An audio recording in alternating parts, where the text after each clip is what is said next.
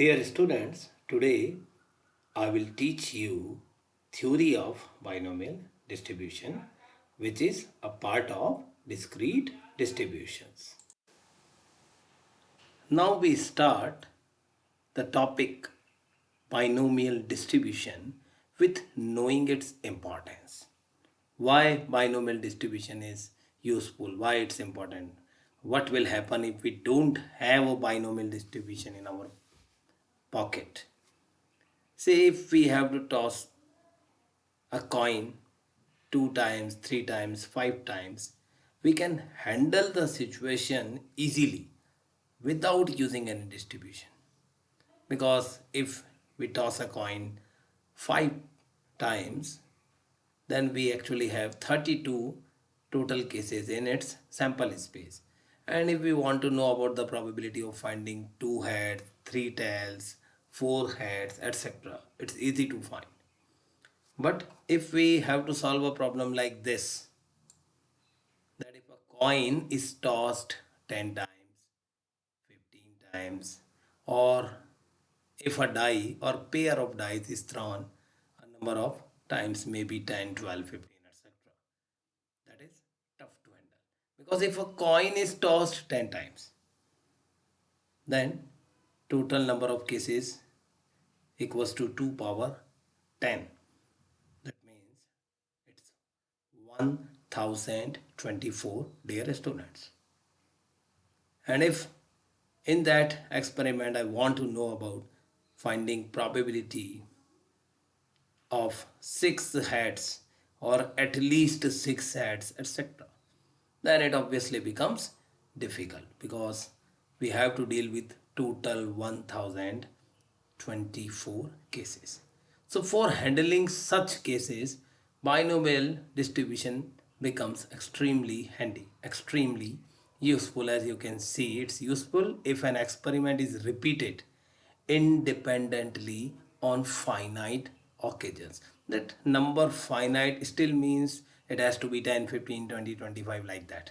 It can't be 100 or more than that, because in that case problem will be solved with some other distribution. Binomial distribution is actually useful up to some extent of this finite value. It can't be 100 or 200. Fine. So if we toss a coin 10 times, then as you can see, it's useful if an experiment is repeated independently. Let us see these words: repeated independently. 10 times tossing a coin means one time tossing a coin is repeated 10 times and it's independent. Why? Because there is no relation of result of second toss with result of first toss or with result of fourth toss, seventh toss, etc.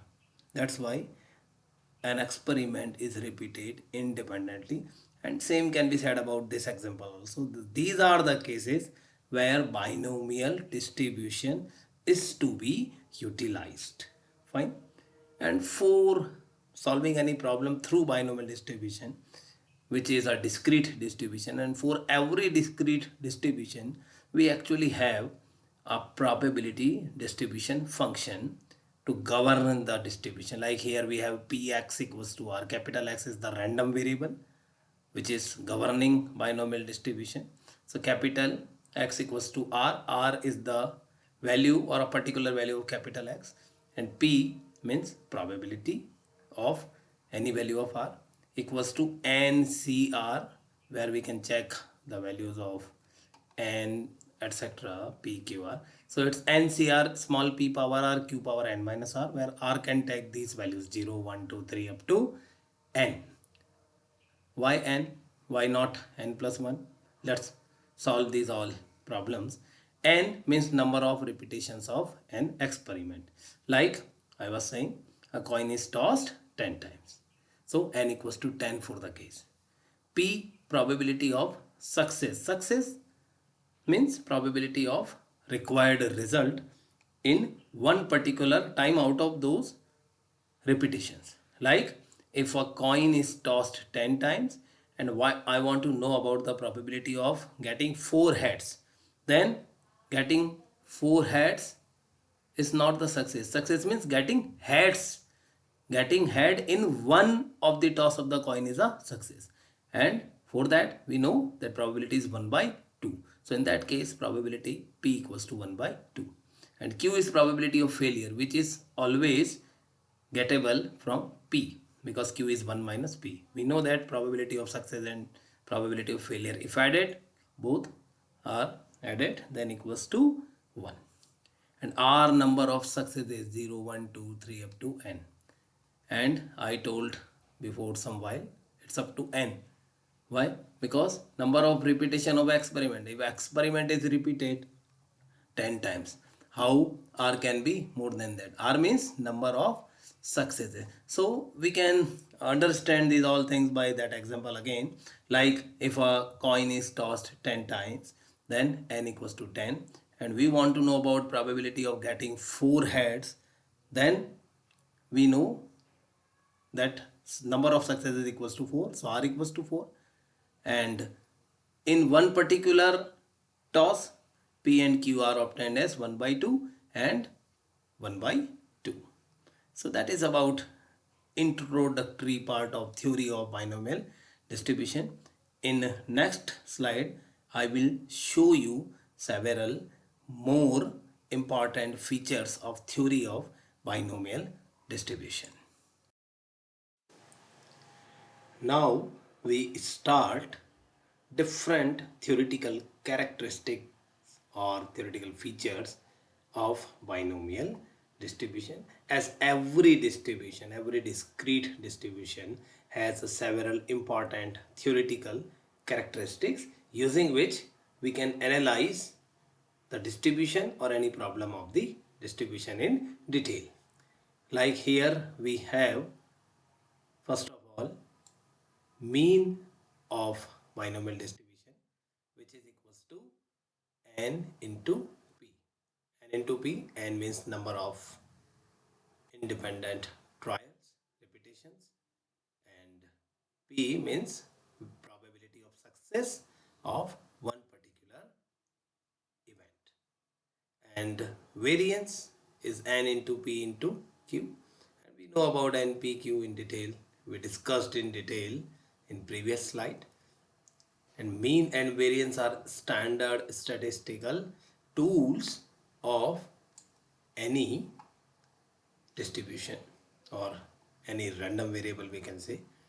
Now there are several advanced characteristics like moments, about origin.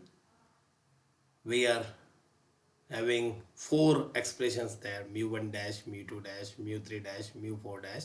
That is first 4 moments about origin in terms of n and p. Then we have central moment. Central moment means moments about mean, and first central moment is always 0 for any case, and then second central moment, third central moment, and fourth central moment, all in terms of n, p and q. And then we have moment generating function. As its name, it can generate moments. That is, we can say, we can find all these results, expressions of moments, from moment generating function by certain procedures. We can find initially moments about origin, and then using those moments we can find central moments. And these all important theoretical features can easily be derived. You can observe the derivations of these all in books. You can easily derive these all, and deriving these all expressions is extremely important, but remembering these all results is also important. And moments about origins symbolically have dashes, and moments about mean center moment are straightforward: mu1, mu2, mu3, mu4, etc. We have only first four moments about origin and central moment. Similarly, we may obtain mu 5 dash, mu 6 dash, mu 5, mu 6, etc.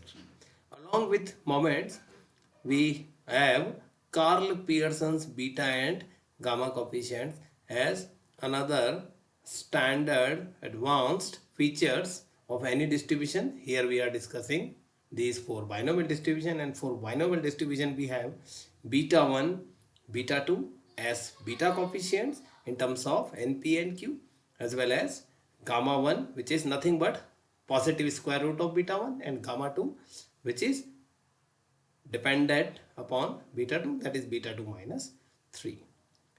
These four coefficients, beta 1, beta 2 especially, because gamma 1, gamma 2 are dependent of beta 1, beta 2, actually describe the part of skewness and kurtosis of any distribution, which we may have, which we will discuss in any future lecture.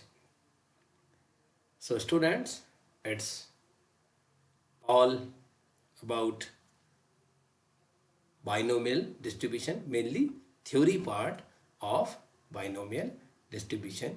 In the next lecture, I will start solving problems based over binomial distribution. Thank you.